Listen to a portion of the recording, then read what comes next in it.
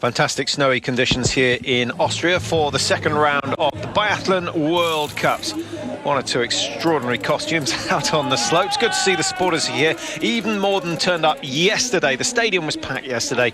Now we're going to see a few supporters out on the tracks as well. The second pursuits of the season, Mike, this is always a popular race. It's pretty short and sharp. Based on the result of the sprints yesterday, what sort of problems do you envisage the leaders having? There's going to be a lot of pressure, absolutely, Patrick. Maybe more so than normal. We've got only 1 minute, 1 second separating the top 30. Very busy and stressful shooting range coming up. And of course, ski preparation absolutely essential. And with that in mind, let's have a chat with Christian Father, ski technician for the French team. Saying here you can see the micro cuts on the base of the ski. The whole idea is to get the ski to slide on a layer of water. If there's too much water, you have to make sure that the ski disperses that. And if it's very cold, you have to try and keep a little bit of the water under the base to make the glide that little bit quicker. And of course the pressure from the ski onto the snow melts the snow. And so similar sort of theory to a car tyre. Saying they take about 20 pairs of skis, and they're half of them prepared for the cold, half of them prepared for the warm, the humid conditions. And then they just check one pair after another, after another. There's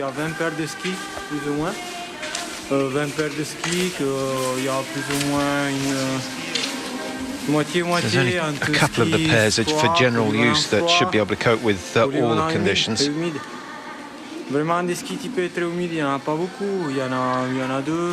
Says every season, the important thing is to come back with the old skis, decide what was good, what was bad, take them back to the company and get brand new ones that hopefully are that little bit better. And it's a never-ending process, always trying to improve on what you had last time round. Well, it's a huge part of the sport, Mike. Interesting stuff there, of course. The technicians are really the unseen heroes. We think the Norwegians were a little bit below par in the waxing hut yesterday. They're not going to admit that. The skiers certainly won't admit that because they realise just how hard the technicians work. But percentage-wise, a good pair of skis to a bad pair of skis? It's slim margins, but then you look at those margins. Every area of biathlon are about slim margins. I think all teams have got are bringing in experts, but really it's the main 6 big teams: Russia, Norway, of course, Austria and France. They've got such budgets that they can make it a little better more often than some of the lesser teams, and that for me is at least 1% extra to your race time. And the French team there working in the tunnel in Oberhof to get this perfection on skis back in October. Well, we're due off in just over 5 minutes time. We'll take a quick break. We'll be back with the action.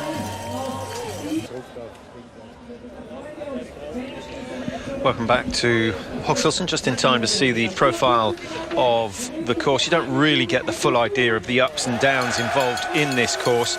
It's the 5th race of the season as far as the individual races go, and we're starting to see the cream float to the top of the World Cup tables, although all the big names except for Martin Fourcade have had minor trip-ups. Emil Hegler Svensson, who we saw there, certainly had his yesterday. A disappointing race outside the top 30.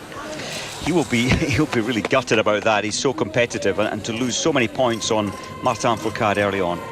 Well, here's the start sheet for today. Andreas Bernbacher gets the early lead, having won his 5th World Cup yesterday in the sprint event, just out-sprinting Martin Fourcade, although the wind conditions certainly played their part there.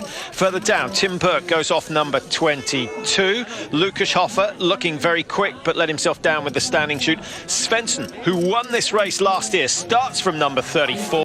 Can he make it all the way up into the top 5? Certainly, if he has the race of his season, he's capable of that.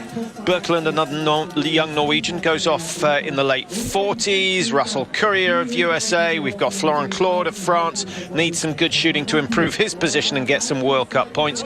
Top 40 with World Cup points. Only the top 60 from yesterday qualified to race. It's marginal, Patrick, but this little powder snow situation happening now.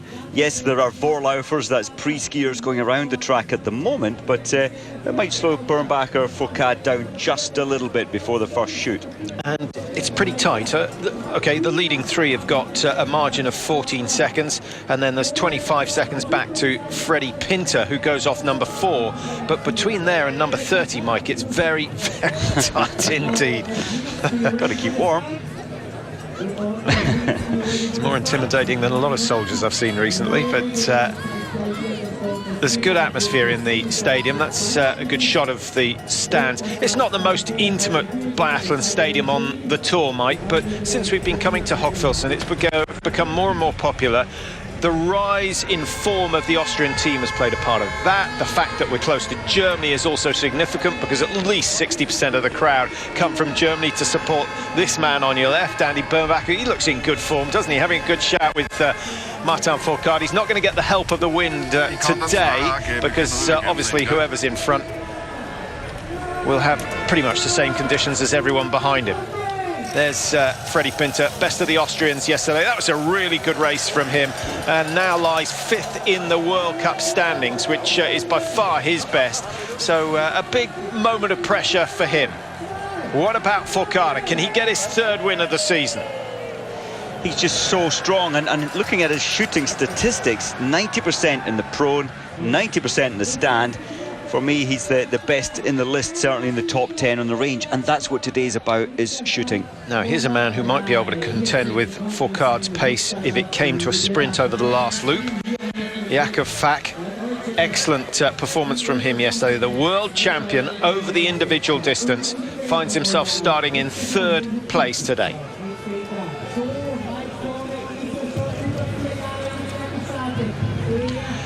Well, welcome to Austria. You are just in time for the start of the 2nd of the men's pursuits of the season. Remember the distance, 12.5 kilometres. The start based on the sprint from yesterday, and the top 60 from yesterday's race are lined up ready to go.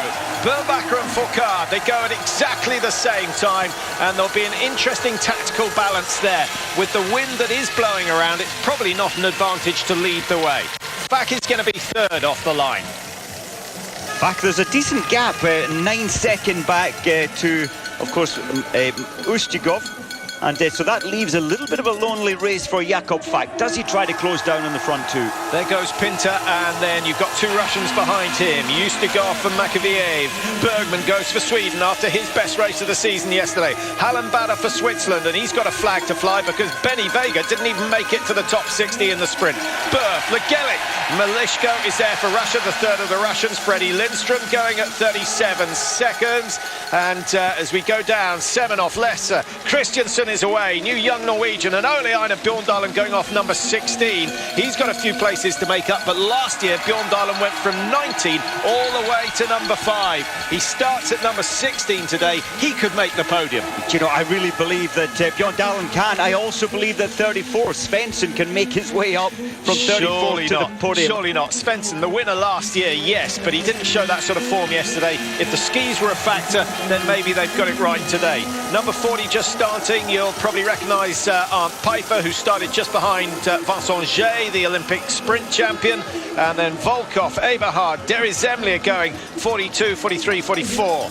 This is number 48, which is Lars Birkeland, and just behind him, Henrik Labe Lund. Those two do a lot of training together. They're going to have fun racing each other on the way round today. Birkeland was so happy just to nip in behind his teammate, clearly feeling that that's the best way to run his first 2.5 kilometres. Now, just talk us through the format for this race, Mike, as the last 5 or 6 athletes prepare to start. Obviously the distance 12.5 kilometres. 12.5, and combined off the same track. We'll see them on it all the time. It's 2.5 kilometres. Come into the range, shoot first time prone, 2.5 kilometres skiing again, then shoot prone again, Another 2.5, you shoot the first of the two standings. 2.5 kilometers skiing again, the second stand, and you've got to do this track final time to the finish line. Skiing, shooting combination, as good as it gets and as intense as it gets when there's so many people coming into the range together. So in short, 5 times round the 2.5 kilometre loop, with 2 shoots in the prone initially and then 2 shoots in the standing position. It differs from the other races or the individual, because in the individual you go prone, stand, because of the labour involved in changing the targets from the prone position to the stand position. They go prone, stand. The chasing athletes, Patrick, I mean, the mindset is to close the gap down, so there's a lot of tension further back at the front. On the other hand, Martin Fourcade is keeping the pace strong. Look at the split times. Just trying to see who's closing time. I'm expecting, I thought Lindstrom might close the gap, but he hasn't. He's lost 2 seconds. Not totally on his best form. Bjorn Dahlen 40 seconds behind. Started at 44, so Bjorn Dahlen unusually pulled back 4 seconds early on.